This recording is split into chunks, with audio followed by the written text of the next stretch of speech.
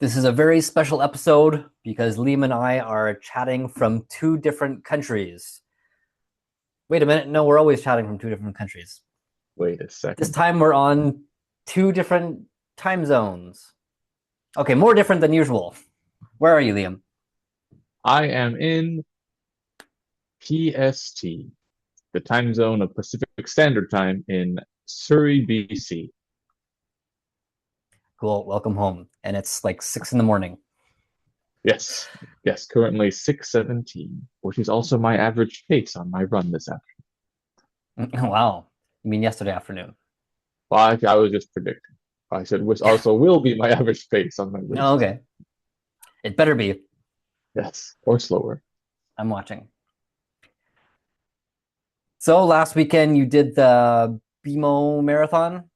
That's Vancouver's Yes, only marathon. yeah, Only Vancouver's one it's only had. marathon. Yeah. How was it? Well, it was good. Yes, so I mentioned before I wanted to surprise my friends, so I didn't tell anyone I was coming. I wanted to surprise my old running crew. My goal was to pass them as a purple dinosaur and be like, "Long time no see, ha ha ha." A few days before the race, someone asked, "Who's running this weekend?" Nobody replied. And then later, some people said, "Oh, it's expensive. Oh, I'm busy this weekend." None of them, not a single one, except one person. He put like side eyes the emoji. So I thought, okay, he's gonna go really fast. He trained for this. He's At least I'll see him. He also didn't run. So that was unfortunate. But I did see many other people I knew, which was very nice. Hmm. I was waiting for the shuttle bus in Surrey, and I had a Korean running shirt on from my running crew. And this man came up and said, "Oh, I used to be in that crew." I was like, "Huh? What?" And yeah, 20 years ago, he lived in Korea, and he's Korean, and he's in the same running crew. So we reminisced about running in Korea. That was a weird first impression of Canada to meet someone. The first person I met and talked to about running Your first day was back?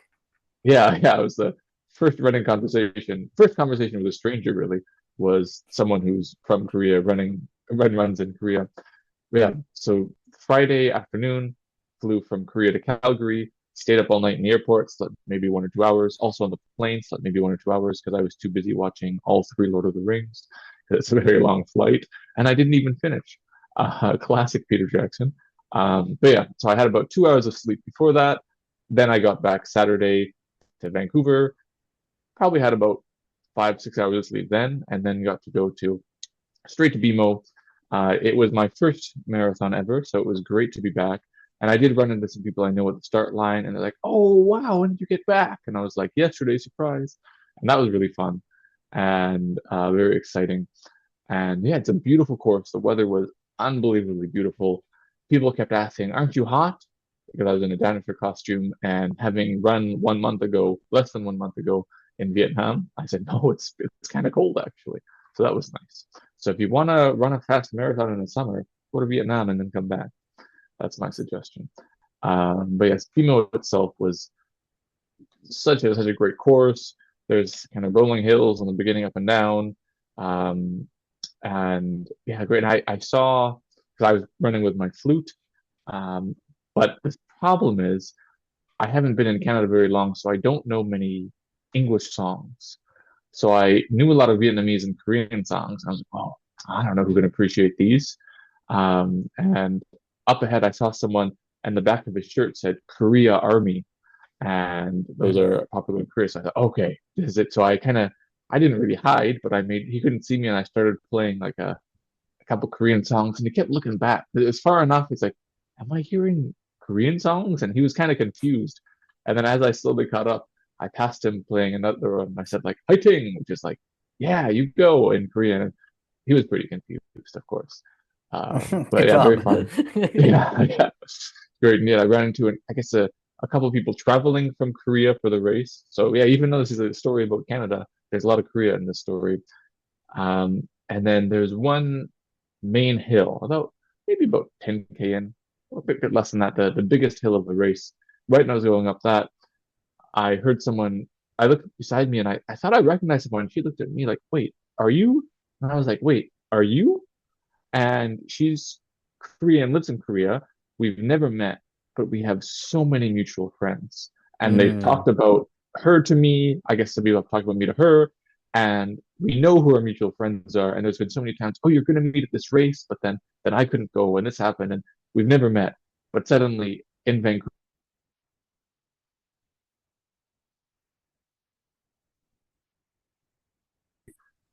kind of small world but big world. But yeah, just a funny coincidence. But yeah, I got to see a lot of people like that, and yeah, on the way I saw some people I knew. Um, Passed by UBC, my old dormitory I lived in, so that was really nostalgic. Stopped and took some pictures. There were some great costumes as well. It was May the 4th, so there were a lot of Star Wars costumes. There was one man who ran as Princess Leia. He had a lightsaber and he had some buns. And there were people cheering, lots of people cheering as Star Wars characters. And so I learned, oh, I forget the name of the song, but dun dun dun dun dun dun. Dun. I had learned that on my flute, so I played that a bit, and lots of people like that. Um, After UBC, beautiful downhill. It's like a kilometer just downhill to the beach. It's so beautiful, and that was great. Another big cultural difference is in Korea, they give out, well, I guess in Canada, so they give out gels, and they say, take one, only one, only one. And if you take two, people judge you. So I took one, and I think I took two. Sorry. And I started running, but then I looked back, and there was a man. He had a Ziploc bag, and he was stuff. He was filling a Ziploc bag, and it was okay. I guess everybody they put a lot of money in to get lots of gels. So at the next station, I grabbed three Oh, or four because I guess they were saying take many gels, take many gels. So that was a big difference.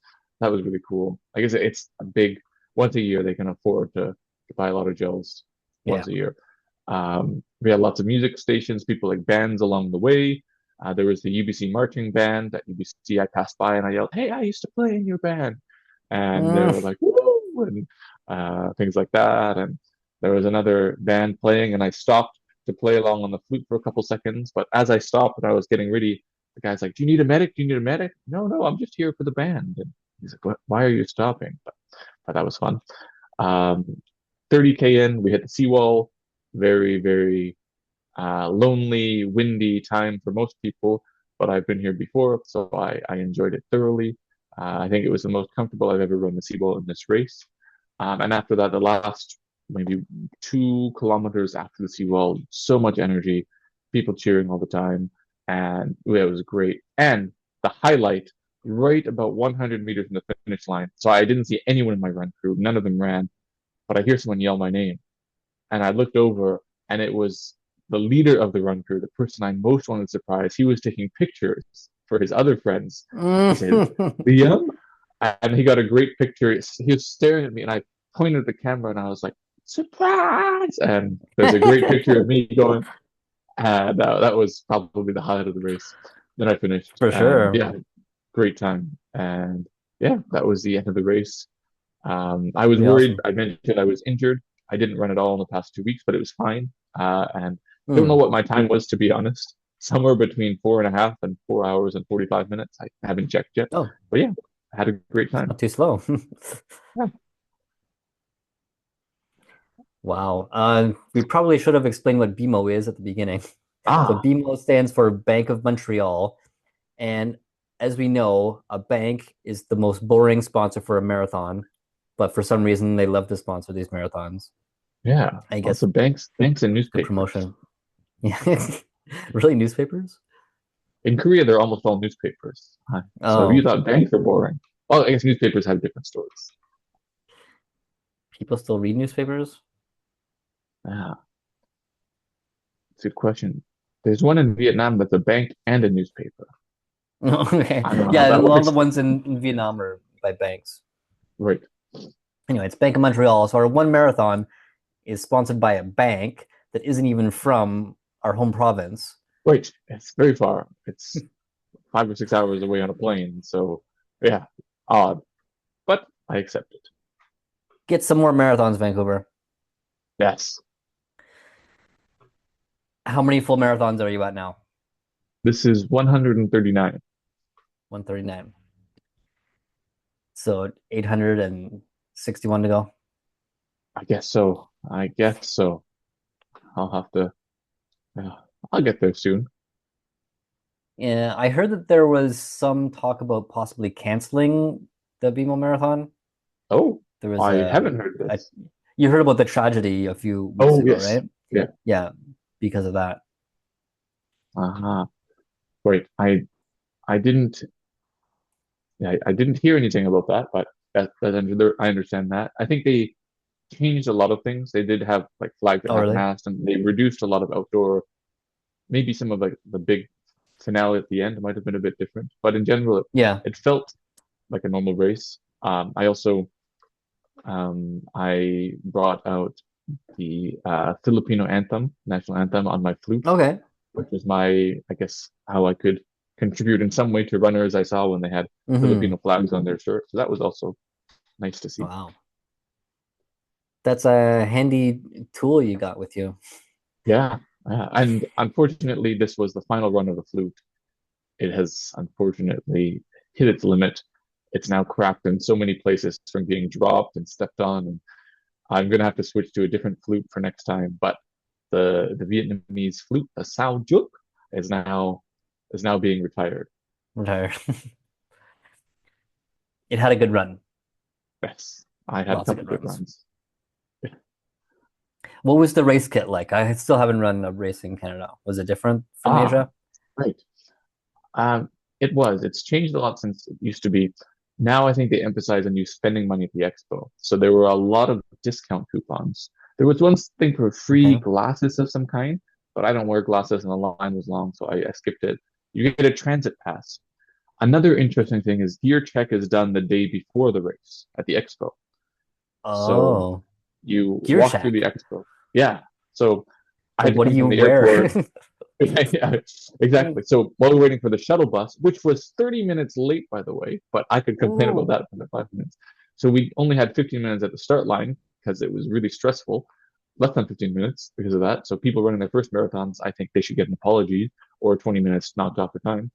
Um, yeah, so we went there expecting to get there fast because we put our change of clothes. Like if you bring clothes, there's nowhere to put them at the beginning. So I came in light clothes. I was freezing. That did affect my run. I started to feel my muscles cold, and sore even before I started. But yeah, at the expo, you give your gear in. I understand for safety. I guess they have some safety protocols that makes it easier on the day logistically. So that does make sense, but it was so different and unexpected. There could be some improvements with that, but you get your transit pass free, like of a day tap card, one time use after the gear check. So now I have to run with a transit pass the whole time. So at one of the water stations, when a group of four high school boys said, "Can we dump water on you?" And I said, "Of course, let me just take my phone out." And they dumped water on me. My transit pass got soaked, and I was really worried. Thankfully, it still worked. I didn't have to walk home to Surrey.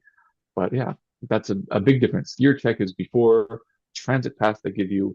T-shirt is optional if you pay more. I didn't pay for it, and nothing else is guaranteed. Like nothing free. You have to buy everything else with all the sponsors at the expo. Come on, Vancouver. You've got one marathon to Ah, run. exactly. Ah, Get your poop in a group. ah. I don't know what that means, but I like it. It's a replacement for another word that I shouldn't say. Now I understand. All right. I ran a mini marathon in Taipei Okay. called Taipei Night Run. And the story behind this is my girlfriend lives in Taipei, right? So my girlfriend's name is Hannah, and she doesn't run. I was going to do either the full marathon or the half marathon, and but I persuaded her to run the 11K. And one reason why I didn't do the full marathon is that it's 2 laps of the half marathon. Like you just repeat the course twice, and it's not even a standard marathon distance. It's 800 meters longer. So I don't know why they do that. I've seen that a few times in Taiwan. I think it's like the less professionally organized ones. They're just like, okay, close enough.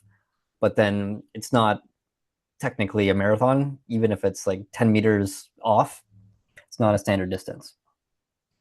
So I'm really glad I didn't do the full marathon because it would have been really boring. And halfway through, all of the mini marathon runners start running. So you have all these really slow runners that you have to weave in between on your second lap. And Heat was another thing. So it's quite hot in Taipei.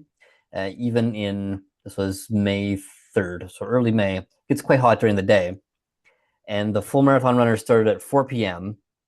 They're running for 2 hours, and then we started at 6 p.m. So right as they're starting their second lap, we all head out. And some of them parts of the track were really really narrow. Like there's this part where we're going over an overpass, and it's just like a sidewalk on the side of it that's only wide enough for two people, but you have like 70 people trying to go across it at the same time, and then you have people who can actually run trying to get past everyone. So just that alone I think was really poor organization.